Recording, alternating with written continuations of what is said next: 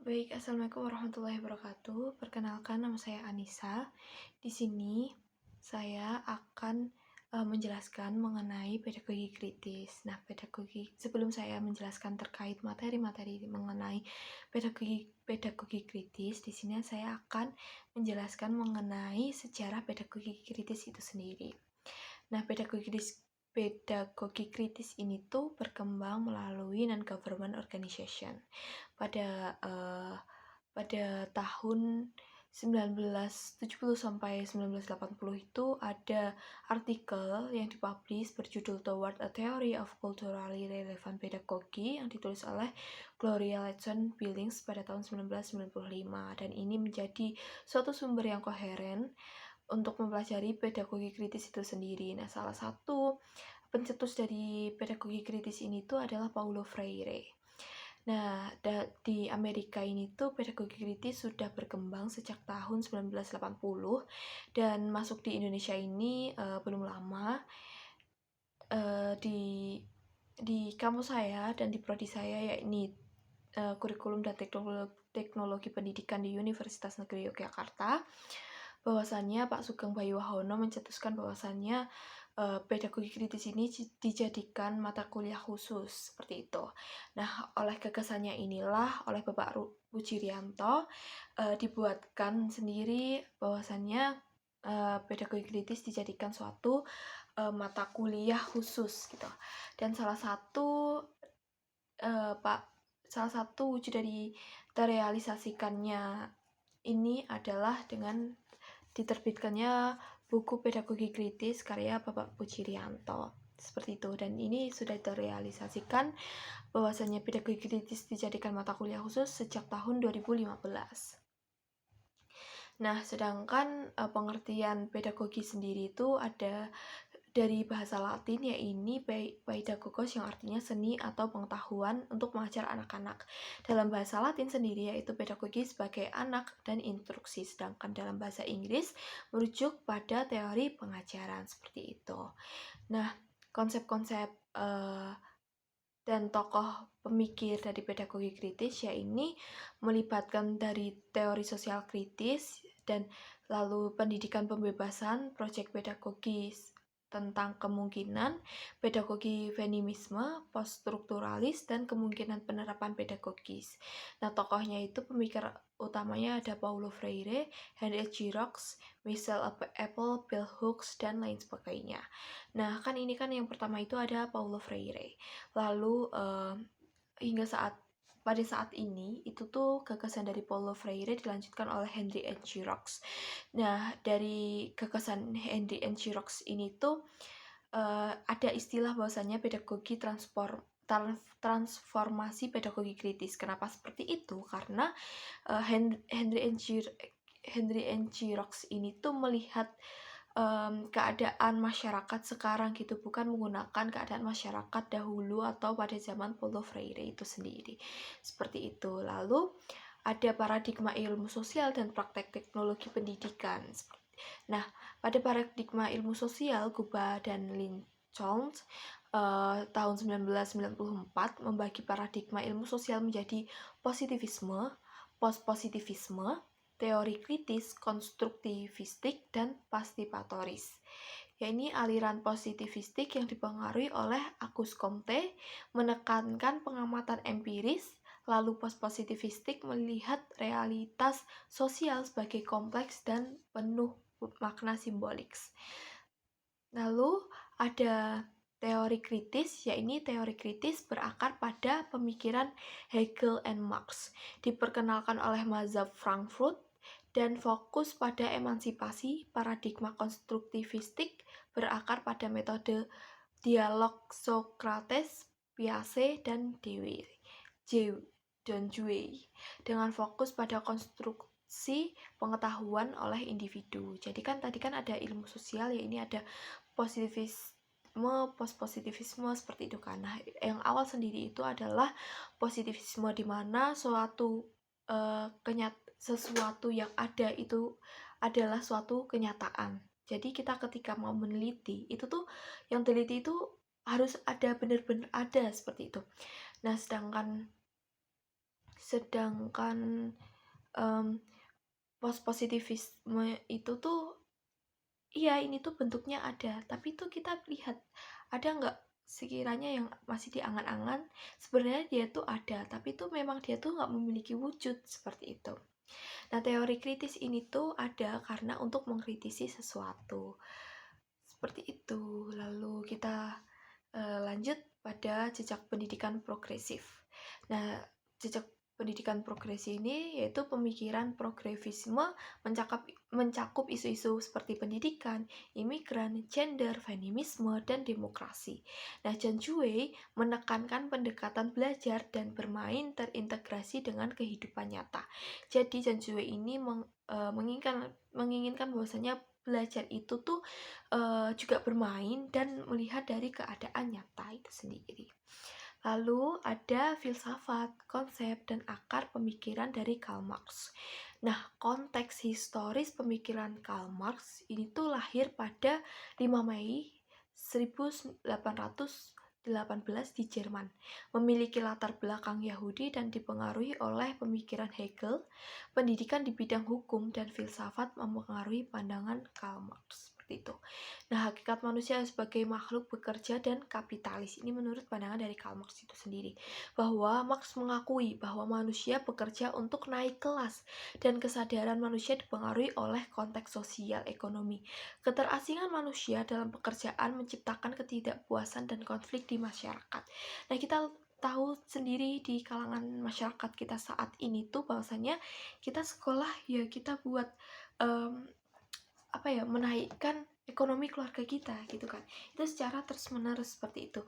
Nah, kita tuh nggak sadar bahwasanya kita tuh mengalami keterasingan dari kehidupan kita sesuai dengan fitrah kita sebagai manusia. Nah, selanjutnya itu ada masyarakat yang teralineasi.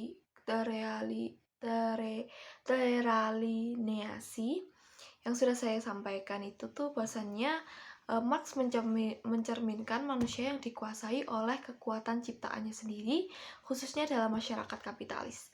4 aspek keterasingan melibatkan pemisahan dari objek, proses diri sendiri, dan pergaulan. Nah, jadi manusia ini tuh saking kita kayak, misal kita lihat kita bekerja, terus kita lebih menghabiskan waktu kita di pekerjaan, kita itu kayak kurang bersosialisasi dengan teman-teman kita dan dengan tetangga kita.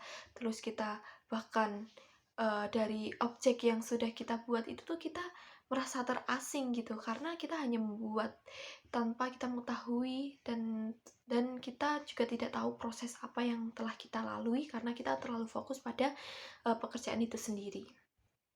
Lalu ada materialis dialektika, yaitu Marx mengembangkan teori materialisme dialektika yang memandang dialektika sebagai kunci pemahaman kontradiksi dalam dunia materi. Pemikiran Marx mempengaruhi pemahaman kritis terhadap pendidikan, konsep perjuangan kelas, dan pandangan terhadap sistem pendidikan.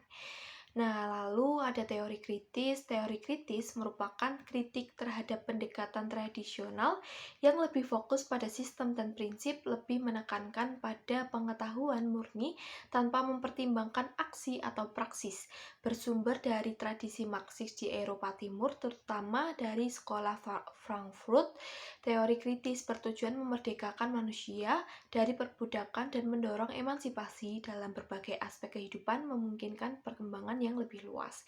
Jadi bahwasannya teori kritis ini tuh untuk membebaskan suatu manusia yang tertindas itu sendiri dan menyadarkannya bahwasannya dia tuh tertindas gitu. Ini tuh harus stop dan saatnya dia itu merdeka, seperti itu. Lalu ada mazhab Frankfurt. Nah, mazhab Frankfurt ini tuh kelompok filsuf Jerman melibatkan dari proyek sosial dengan teori komunikasi kritis. Adorno, Horkheimer, dan Marcuse, anggota kunci, muncul dari Institute for Social Science di Universitas Universitas Frankfurt pada tahun 1930-an.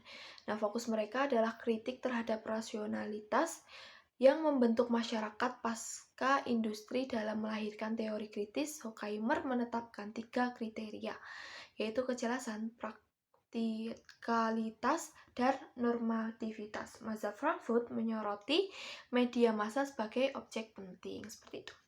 Lalu ada teori kritis Jürgen Habermas, yaitu beliau ini tuh lahir pada tahun 1929, mengembangkan teori tindakan komunikatif dengan penekanan pada bahasa sebagai landasan rasionalitas manusia melalui 4 jenis klaim individu, seperti kebenaran dan komprehensibilitas. Teori komunikatifnya menunjukkan pentingnya kesepahaman melalui diskursus dan kritik untuk mencapai masyarakat yang komunikatif dan demokratis. Namun, penerapannya di Indonesia membutuhkan penyesuaian karena identitas politik dan agama sering terlibat dalam debat kritis, seperti itu. Jadi teorinya itu bahwasannya kita tuh harus sepemahaman, karena kita tahu sendiri bahwasannya emang komunikasi itu syarat biar bisa diterima antara komunikan dan komunikator itu adalah ada satu tujuan dan satu pemahaman gitu. Karena di Indonesia sendiri sangat sensitif terkait agama dan identitas, maka itu cukup membutuhkan penyesuaian, seperti itu. Lalu ada teori budaya. Teori budaya adalah pendekatan multidisiplin terhadap pemahaman budaya populer, muncul pada tahun 1954 melalui Pusat Studi Budaya Kontemporer di Birmingham, dilandaskan pada analisis Marxis dan teori kritis.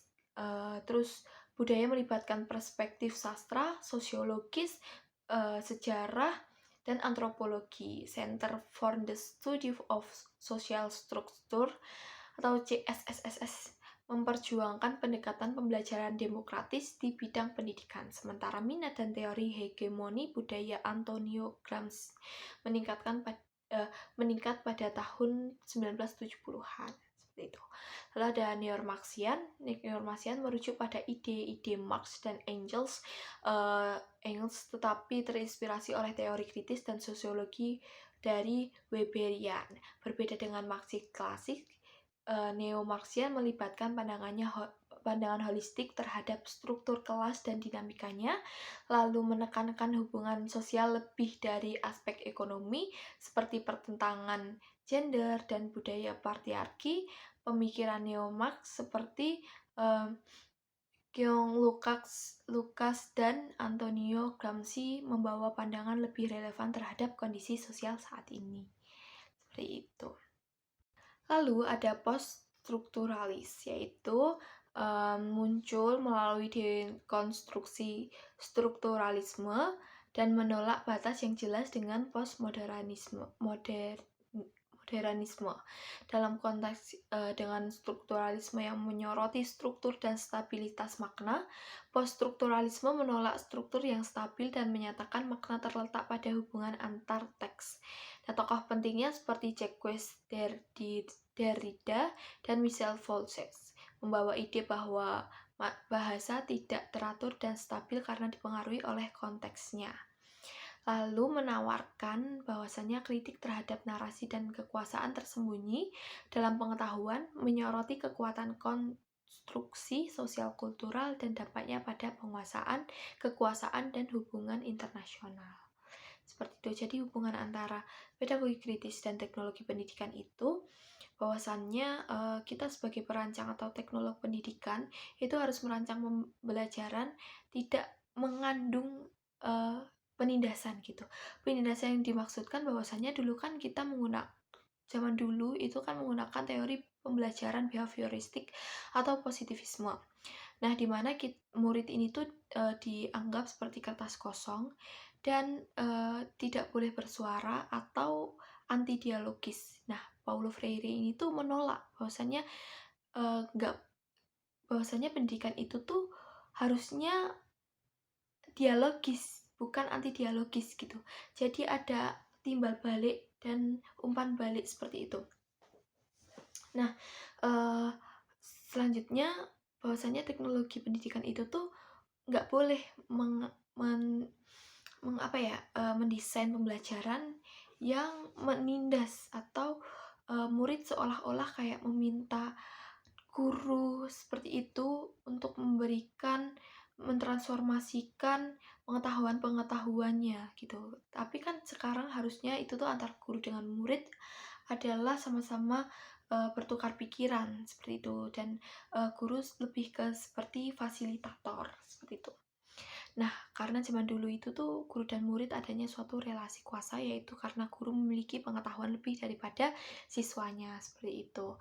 Nah, selanjutnya ada mengenai feminisme dan pendidikan sensitif gender.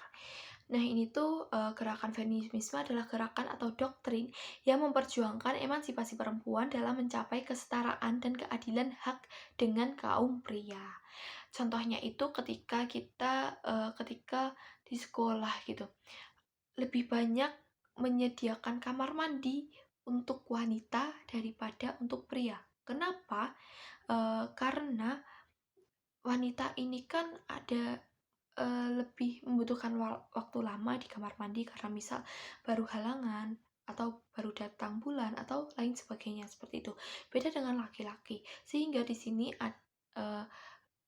adanya suatu kesetaraan seperti itu. Nah, kesetaraan gender ini pun nggak melihat bahwasanya laki-laki ini tuh memimpin harus hanya bisa mengatur-ngatur saja, tidak seperti itu, tapi sama-sama harus bekerja sama, istilahnya seperti itu. Nah, alirannya feminisme ini tuh mencakup gelombang pertama, yaitu feminisme liberal, radikal, anarkis, marxis, dan sosialis. Lalu gelombang kedua ada feminisme eksistensial, ginosentris, dan gelombang ketiga yaitu feminisme postmodern, multikultural, global, ekofeminisme. Gelombang keempat, feminisme muncul pada tahun 2008 melalui internet, memungkinkan perempuan berbagi dan menyuarakan isu feminisme. Contohnya itu seperti child free. Child free itu sekarang baru rame-ramenya, di mana wanita ini memilih untuk tidak memiliki anak. Namun di sisi lain adanya suatu istiadat dari suatu negara, misal seperti Indonesia, itu tuh bukan suatu, dengan adanya child free itu bukan budayanya, sehingga kayak menyalahkan kaum wanita seperti itu.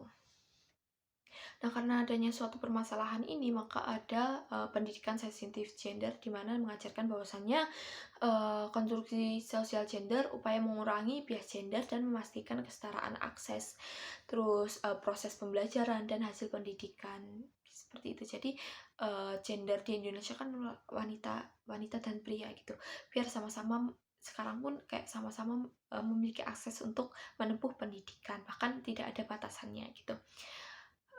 Lalu ada pendidikan kaum termarginalkan. Itu fokusnya pada pendidikan bagi kaum termarginalkan, terinspirasi oleh Pak Paulo Freire pada Pedagogy of the Heart, seperti itu. Lalu kesetaraan masih terbatas, minimnya layanan dan empati perguruan tinggi, terjebak dalam pemikiran materialistik dan birokrasi rutin. Lalu kurangnya perhatian pemerintah terlihat dalam contoh kasus sekolah master di Depok yang dibongkar untuk perluasan terminal. Lalu pada pendidikan alternatif sendiri, berbeda dari sekolah alternatif, muncul dari gerakan pendidikan progresif pada tahun 1920.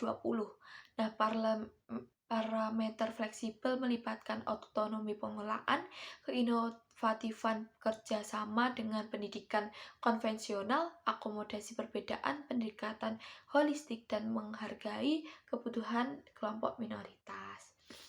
Lalu kaum termarginalkan memerlukan pendidikan alternatif dengan muatan pedagogi kritis. Jadi itu emang ini orang si A ini tuh nggak bisa pendidikan gitu, menempuh pendidikan karena suatu akses ataupun fasilitas atau karena ekonomi gitu. Nah, makanya ada suatu pendidikan alternatif di mana di sini diberikan untuk membantu mereka, bahwasanya mereka itu memiliki hak untuk menempuh pendidikan pendidikan seperti undang-undang yang ada di Indonesia kan, bahwasannya setiap warga negara memiliki hak untuk menempuh pendidikan seperti itu. Nah, lalu ada pendidikan demokratis di mana mengacu pada kedaulatan rakyat, memerlukan kebiasaan politik, intelektual, kesempatan pengembangan diri. Seperti itu, dan terakhir yaitu pendidikan multikultural, yaitu memberikan peluang pendidikan yang sama bagi pelajar dari berbagai latar belakang. Terlebih di Indonesia sendiri, kita tahu bahwasannya Indonesia sendiri itu sangat kaya akan latar belakang seperti adat istiadat, bahasa, wilayah, pulau, daerah, seperti itu kan. Nah, adanya pendidikan multikultural ini bukan menyamakan mereka, yang memberikan akses mereka untuk menempuh pendidikan gitu. Semisal di Jawa ini diajarkan tentang aksara Jawa seperti itu.